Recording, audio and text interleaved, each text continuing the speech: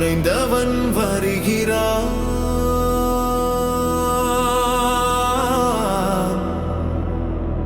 வர்மத்தின் வாரிசு இதோ எழுகிறான். அவன் பார்வையில் அக்னி, அவன் கைகளில் இடி. காத்திரு, அவன் வாரிசு. அத்தியாயம் 31.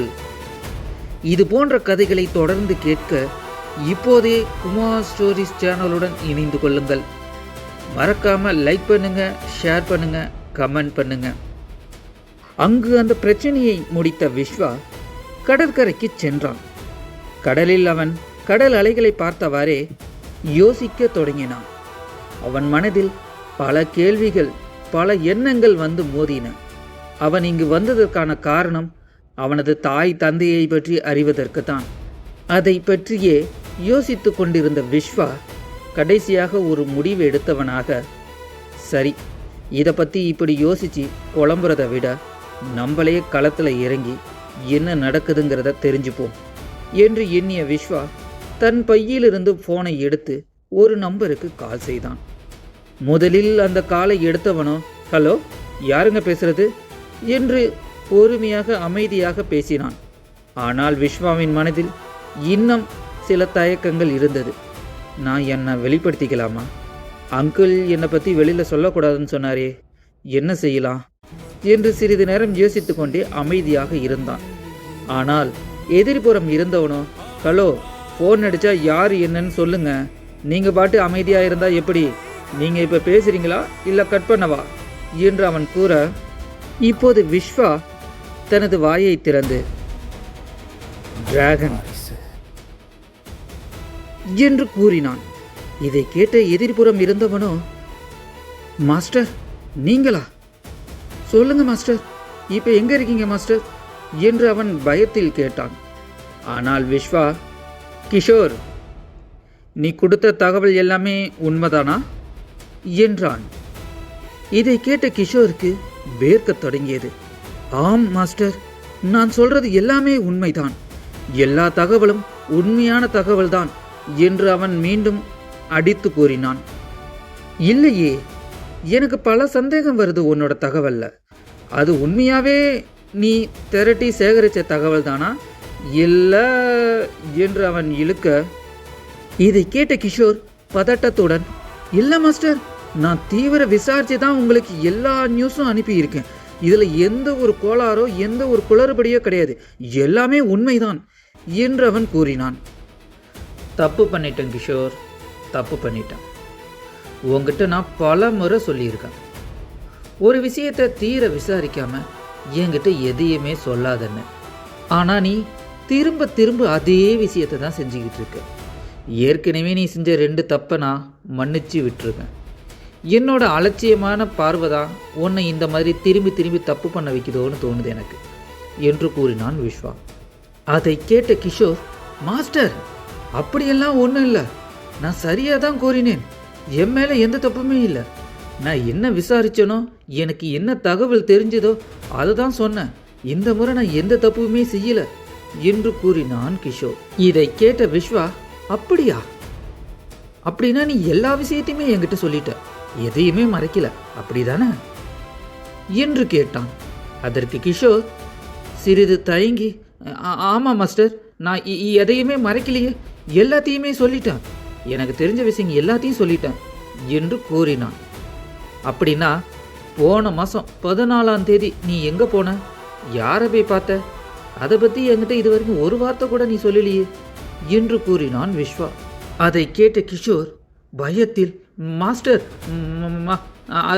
அது வந்து அது எப்படி உங்களுக்கு என என்று தடுமாற ஆரம்பித்தான். உடனே விஸ்வா அவனிடம், நான் கேட்டதுக்கு பதில் சொல் கிஷோர், போன மாதம் 14ஆம் தேதி நீ போய் யாரை பார்த்த, என்ன நடந்துச்சு என்று இப்போது விஸ்வாவின் குரலில் சிறிது ஆக்ரோஷமும் கோபமும் இருந்தது. விஸ்வாவின் இந்த ஆக்ரோஷமான வெளிப்பாடு கிஷோரின் வாயை அடைக்க செய்தது. கிஷோர், நீ செய்கிறது எதுவுமே எனக்கு தெரியாதுன்னு நினைக்கிறியா என்றான் விஸ்வா. இதை கேட்ட கிஷோர், இல்லை மாஸ்டர், இதை பற்றி உங்ககிட்ட சொல்லக்கூடாதுன்னு இல்லை, இருந்தாலும் இதை பற்றி உங்ககிட்ட சொல்ல பயமாக இருந்துச்சு, அதனால தான் நான் எதையுமே உங்கள்கிட்ட சொல்லலை என்று கூறினான். இதை கேட்ட விஸ்வா, கிஷோர் கிஷோர் கிஷோர், இப்போ கூட நீ சொல்கிறத நம்பணும் தான் என் மனசு தோணுது. ஆனால் ஏற்கனவே ஒரு முறை நம்பி இந்த வேலையை உங்ககிட்ட கொடுத்துருக்கேன். ஆனால் நீ இதில் என்ன பண்ணி வச்சிருக்க? இதுவே நான் சிவா கிட்ட கொடுத்துருந்தா இந்நேரம் எனக்கு தேவையான எல்லா தகவலுமே வந்திருக்கும். நான் எப்போவுமே சிவா கிட்ட சொல்லி தான் எல்லா வேலையுமே செஞ்சுக்கிட்டு இருந்தேன். ஆனால் இந்த ஒரு முறையாவது உன்னை நம்பி கொடுக்கலாம் தான் இப்போ கொடுத்தேன். ஆனால் ஏன் கொடுத்தங்கிற மாதிரி என்னை யோசிக்க வச்சிட்டில்ல நீ. ஆனால் கிஷோர், இதில் நீ புரிஞ்சிக்காத ஒரு விஷயம் இருக்குது. எப்பயுமே சிவா கிட்ட கொடுக்குற வேலையை இந்த முறை உன்கிட்ட உன்னை நம்பி கொடுத்தேன்னு சொன்னப்பயே நீ புரிஞ்சிருக்க வேண்டாமா என்றான். என்ன மாஸ்டர் என்று கிஷோர் கேட்க, உன் மேலே எனக்கு சந்தேகம் வந்துருச்சுங்கிறத நீ அப்போவே புரிஞ்சிருந்தினா என்கிட்ட நீ பொய் சொல்லாமல் உண்மையை மட்டும்தான் சொல்லியிருப்ப என்று கூறினான். இதை கேட்ட கிஷோர், மாஸ்டர் என்ன சொல்கிறீங்க என்று பதறியபடி கேட்க, ஆமாம் கிஷோர், நான் உங்ககிட்ட என்ன தகவல் சேகரிக்க சொன்னனோ அந்த தகவல் எனக்கு எப்போதோ வந்துருச்சு. அது மட்டும் இல்லை, நீ இப்போ என்னென்ன பண்ணிக்கிட்டு இருக்க அப்படிங்கிற தகவல் முதற்கொண்டு எனக்கு வந்துருச்சு என்று கூறினான். இதை கேட்ட கிஷோர், இல்லை மாஸ்டர், இல்லை, அங்கே தகவல் எடுக்க போன இடத்துல என் ஆள் திரும்பி வரல என்று தடுமாறி. இதை கேட்ட விஸ்வா மிகவும் ஆக்ரோஷமாக, அடிங்க, என்னடா கதை விடுற? உங்ககிட்ட நான் என்ன செய்ய சொன்னேன்? ஆனால் நீ என்ன செஞ்சிருக்க? உங்ககிட்ட அந்த தகவலை எல்லாத்தையும் தெரிஞ்சுக்கிட்டு என்கிட்ட சொல்லுன்னு தானே சொன்னேன். ஆனால் நீ யாருக்கிட்ட சொல்லக்கூடாதோ அவங்ககிட்ட சொல்லி அவன் கையில் பணம் வாங்கியிருக்க. அதுக்கு பதிலாக என்கிட்ட தகவலை மாற்றி சொல்லியிருக்க. இதெல்லாம் எனக்கு தெரியாதுன்னு நினச்சிக்கிட்டு இருக்கியா? கிஷோர், நீ தப்பு பண்ணிட்ட. மற்ற எந்த விஷயத்தில் வேணாலும் நீ இது மாதிரி செஞ்சுருந்தா நான் போனா போட்டுன்னு மன்னிச்சு விட்டுருப்பேன். இது எனக்கு ரொம்ப முக்கியமான விஷயம், எங்கள் அப்பா அம்மா பற்றின விஷயம். இதையே நீ பணத்துக்கு விற்றுருக்கங்கிறப்ப இனிமே நீ எனக்கு தேவையே இல்லை. உனக்கு என் மேலே இருந்த பயம் விட்டு போச்சுன்னு நினைக்கிறேன் என்று விஸ்வா கூறிக்கொண்டு இருக்கும்போதே அப்போது திடீரென கிஷோர் இருந்த பில்டிங்கில் துப்பாக்கி சூடுகள் கேட்க தொடங்கின. அந்த துப்பாக்கியின் சத்தத்தை கேட்ட கிஷோர் பயத்தில், மாஸ்டர் மாஸ்டர், தப்பு பண்ணிட்டேன் மாஸ்டர், என்னை விட்டுடுங்க, பணத்துக்கு ஆசைப்பட்டு இப்படி செஞ்சுட்டேன் மாஸ்டர், என்னை விட்டுடுங்க மாஸ்டர், இனிமே நான் இந்த மாதிரி எந்த தப்பிலும் ஈடுபட மாட்டேன் மாஸ்டர், என்னை விட்டுடுங்க மாஸ்டர் என்று ஃபோனிலேயே கத்தினான். ஏற்கனவே நான் 2 முறை உன்னை மன்னிச்சு விட்டேன். ஆனால் இந்த முறையும் உன்னை மன்னிக்கணும்னு எனக்கு எந்த ஒரு கட்டாயமும் இல்லை. அது மட்டும் இல்லாமல் அங்கிளும் இங்கே இல்லை. அவினாஷ் அங்கிள் வேணா உனக்கு சப்போர்ட்டாக இருக்கலாம். ஆனால் நீ எப்போ இந்த விஷயத்திலேயே இந்த மாதிரி கோல்மால் பண்ணினியோ இனிமே என்று கூறியவன் காலை கட் செய்தான். விஸ்வா ஃபோனை கட் செய்த அதே நொடியில் கிஷோரின் அலறல் சத்தம் கேட்டது. அவனது உடலில் பல புல்லட்டுகள் உள்துளைய அவன் வழியில் கத்திக்கொண்டே தரையில் வீழ்ந்தான்.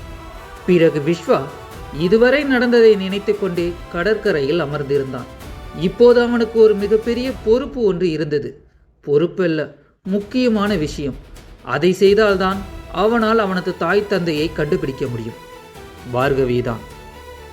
விஸ்வாவின் மனதில் பார்கவியை எப்படியாவது சந்தித்து அவரிடம் பேச வேண்டும் என்ற எண்ணம்தான் ஓடிக்கொண்டிருந்தது.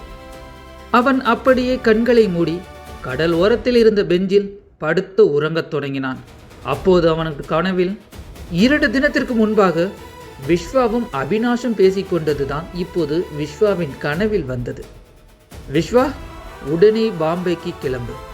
உங்கள் அம்மாவுக்கு பெரிய ஆபத்து வரப்போகுதுடா. நீ தான் போய் காப்பாற்றணும். உங்கள் அம்மாவை கொல்ல பல நாடு சேர்ந்து திட்டமிட்டுருக்கிறதா எனக்கு தகவல் வந்திருக்கு. நீ உடனே பாம்பேக்கு போ, காப்பாற்ற அவங்கள என்று கூறினான். இதை கேட்ட விஸ்வா, அங்கிள் என்ன சொல்கிறீங்க? எங்கள் அம்மா தான் இறந்துட்டாங்களே, எங்கள் அம்மாவை போய் காப்பாற்றணும்னு சொல்கிறீங்க? அதுவும் பல நாடுகள் சேர்ந்து எங்கள் அம்மாவை கொல்ல திட்டம் போட்டிருக்கா? என்ன அங்கிள் சொல்கிறீங்க என்று விஸ்வா கேட்க, ஆமாம் விஸ்வா, உங்கள் அம்மாவும் இன்னும் உயிரோட தான் இருக்கா என்று கூறினார் அவினாஷ். அங்கிள் என்ன சொல்கிறீங்க? நிஜமாவா? எங்க அம்மா இன்னும் உயிரோட தான் இருக்காங்களா? நீங்க நீங்க என்கிட்ட அப்பா மட்டும்தானே இருக்கிறதா சொன்னீங்க. அம்மா இறந்துட்டதா தானே சொன்னீங்க. 2 பேரும் உயிரோடு இருக்காங்களே. எங்க அங்கிள் இருக்காங்க? நான் உடனே அவங்க பார்க்கலாமா என்று அவன் பரிதாபமாக கேட்டான். அதற்கு அவினாஷ் விஸ்வாவை பார்த்து, விஸ்வா, இதில் ஒரு விஷயம் உனக்கு இன்னும் புரியல, உனக்கு தெரியாதுன்னு நினைக்கிறேன். அதை நான் இப்போ சொல்கிறேன். அந்த உண்மையை நீ தெரிஞ்சுக்கிட்ட பிறகு தான் நீ உங்கள் அப்பா அம்மாவை சந்திக்க முடியும் என்றார். என்ன உண்மை அங்கிள், என்ன சொல்லுங்க என்று விஸ்வா கேட்க, நீ யாரை உங்கள் அம்மானு இது வரைக்கும் நினச்சிக்கிட்டு இருக்கியோ அவங்க உங்கள் அம்மா இல்லை.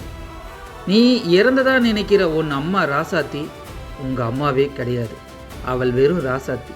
உன்னை வளர்த்த தாய் தான், உன்னை பெத்த அம்மா அவள் கிடையாது என்று கூறினான். இதை கேட்ட விஸ்வாவிற்கு தலை வலிக்கத் தொடங்கியது. விஸ்வாவின் நினைவுகள் அவனுடனேயே சண்டையிடுவது போல் அவனுக்கு தோன்றியது. அவன் தலை வலியில், அங்கிள் என்ன சொல்றீங்க, எங்கள் அம்மாவை வச்சு விளையாடுறீங்களா என்று கூறி அவர் சட்டையை பிடித்து தூக்க, உடனே அவினாஷ், விஸ்வா பொறுமையா இரு, இங்கு நடக்கிற நிகழ்வு இன்னும் நீ புரிஞ்சுக்கல, இப்போதான் நீ அதை தெரிஞ்சுக்கிற நேரம் வந்திருக்குன்னு தான் நான் எல்லா உண்மையும் சொல்ல ஆரம்பிச்சிருக்கேன், பொறுமையாயிரு என்று கூறி விஸ்வாவின் கையை தனது சட்டையிலிருந்து விலக்கினார். அங்கிள், அப்படின்னா என்னை பெத்தவங்க யாரு, அவங்க எங்க இருக்காங்க, என்னதான் நடக்குதுங்க? தொடரும்.